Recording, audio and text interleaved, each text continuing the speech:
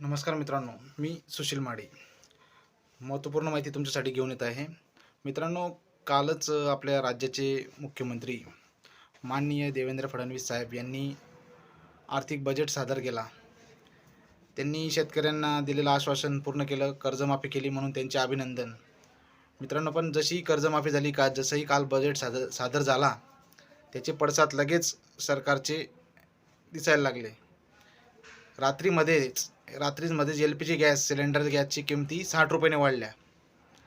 तर म्हणून आता प्रत्येक ग्राहकाला 60 रुपये जास्तीचे द्यावे लागणार आहे एका सिलेंडरसाठी. आणि त्यानंतर दुसरी महत्त्वाची गोष्ट आहे की आतापर्यंत आपण सिलेंडर सहजासहजीरित्या आपल्याला उपलब्ध भेटत होतं किंवा मिळत होतं. जसे की तुम्ही खाली सिलेंडर घेतल्यानंतर दिल्यानंतर भरलेलं सिलेंडर तुम्हाला लगेच मिळत होतं.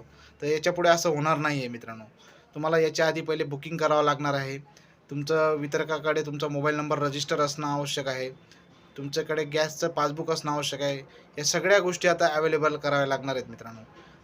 आधीची सिस्टीम होती ती आता पूर्णपणे कोलॅप्स होऊन आता नव्याने तुम्हाला सिलेंडरसाठी अपडेटेड मोबाईल नंबर द्यावा लागणार आहे. KYC नसेल तर KYC करून घ्यावी लागणार आहे.